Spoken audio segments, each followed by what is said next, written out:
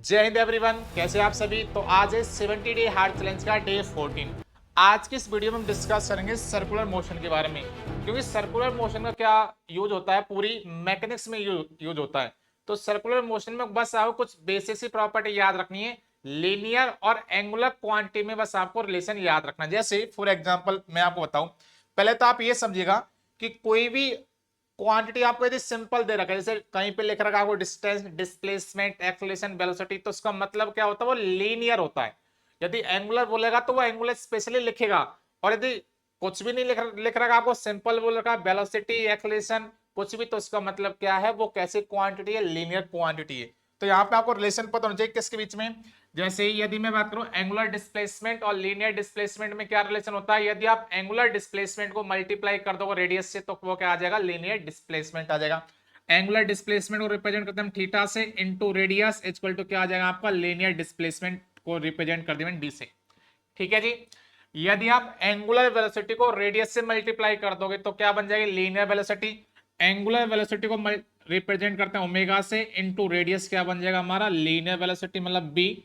और यदि आप एंगुलर एक्सेलरेशन को रेडियस से मल्टीप्लाई कर दोगे क्या बन जाएगा हमारा यहाँ पे, लीनियर एक्सेलरेशन।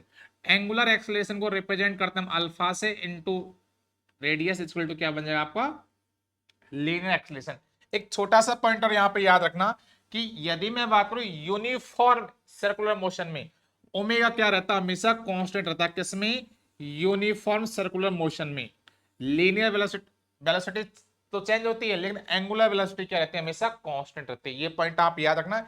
इसके बाद एक छोटा सा पॉइंटर याद रखना कि जब भी कोई भी ऑब्जेक्ट सर्कुलर मोशन में घूमेगा, ठीक है, तो अंदर की तरफ जो फोर्स लगता है toward the centre along the radius, उसे हम बोलते हैं सेंट्रीपिटल एक्सेलरेशन। बाहर की तरफ जो एक्सेलरेशन लगता है वो कौन सा लगता है, सेंट्रीफ्यूगल। और टेंजेंट पे जो लगता है उसे हम बोलते हैं टेंजेंशियल एक्सेलरेशन। ये छोटे छोटे पॉइंट आप याद रखना। इसकी वैल्यू भी याद रख लेना। इसकी वैल्यू होती है आपकी बी स्क्वायर अपन आर या फिर आर ओमेगा स्क्वायर। ठीक है, ये पॉइंट में आप याद रखना। ये दोनों आपके बैलेंस हो जाते हैं, सेंट्रीफ्यूगल और सेंट्रीपिटल। इसमें आप कंफ्यूजन होता है, होते हो तो आप इसमें कंफ्यूजन मत होना। याद क्या रखना आपको, सेंटर की तरफ जो फोर्स लगे उसे बोलेंगे centripetal force along the radius toward the centre लगता है, और सेंट्रीफ्यूगल फोर्स बाहर की तरफ लगता है, और टेंजेंट पे क्या लगता है आपका, टेंजेंशियल एक्सेलरेशन लगता है। इसके अलावा आपको ये क्वांटिटी में रिलेशन याद रखना। सिंपल से एक छोटा सा पॉइंट मैं आपको बताता हूं, याद रखना कि जब कोई भी एंगुलर क्वांटिटी का मल्टीप्लाई हम रेडियस से करेंगे तो किसके इक्वल हो जाएगा, लीनियर क्वांटिटी के इक्वल हो जाएगा।